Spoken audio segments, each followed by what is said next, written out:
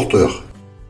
De nombreuses marques proposant tout autant de modèles différents de radiateurs électriques à inertie sèche sont présentes sur le marché.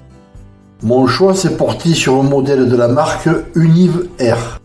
C'est un radiateur à inertie sèche avec un cœur de chauffe en terre réfractaire. Sa puissance est de 1000 watts. Il convient donc pour une pièce de 10 mètres carrés selon les préconisations du fabricant, à savoir 100 watts par mètre carré. Le packaging contient donc le radiateur,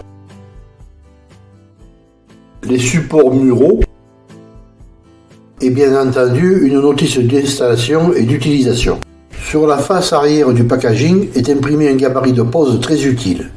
Il suffit de le découper et va être très utile pour installer le radiateur. J'effectue sur ce gabarit des trous dans les empreintes des supports. Je présente ensuite le gabarit à l'endroit prévu sur la paroi de la pièce concernée. Les trous de fixation des supports, selon les directives de pose, doivent se trouver à 14 cm du sol. Je vérifie qu'ils soient de niveau par rapport au sol.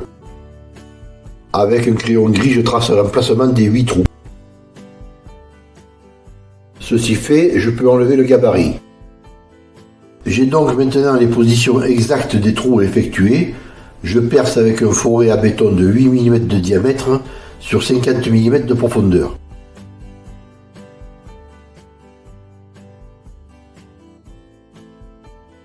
Ceci fait, j'introduis dans ces trous des chevilles de 8 mm de diamètre sur 40 mm de longueur. Je mets ensuite en place les supports muraux que je fixe avec des vis pentures torx de 7 mm de diamètre sur 50 mm de longueur. Tous les supports sont maintenant fixés.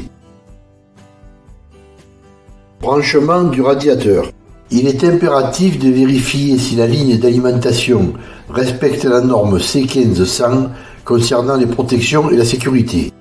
Le branchement électrique est simple. Le câble comporte 4 conducteurs. Un vert et jaune pour la terre, un marron pour la phase, un bleu pour le neutre, un noir qui est un fil pilote utilisé uniquement si un dispositif de commande centrale est prévu. Dans notre exemple, dans le boîtier de branchement mural, se trouve un domino comportant une borne avec un conducteur rouge, sur laquelle je branche le conducteur marron du radiateur. Une borne avec un conducteur bleu sur laquelle je branche le conducteur bleu du radiateur.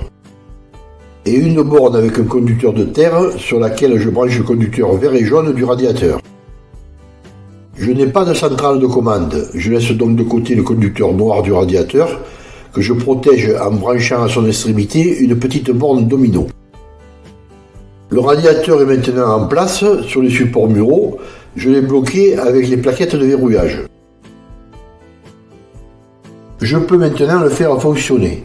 Pour cela, il faut actionner le petit bouton interrupteur qui se trouve sur la face arrière du radiateur.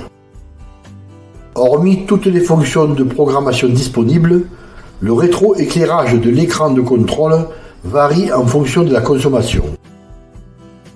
Il réagit en fonction de la température demandée. Cet indicateur comportemental est très utile. Rouge, consommation maximale.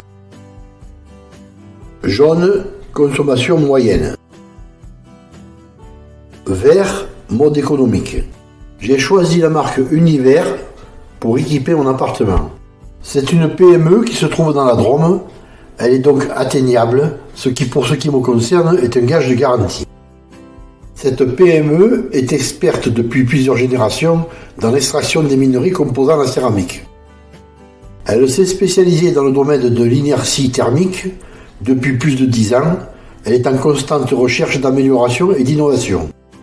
C'est donc une production française. Éco-responsable, les produits sont garantis 10 ans et de surcroît 100% réparables.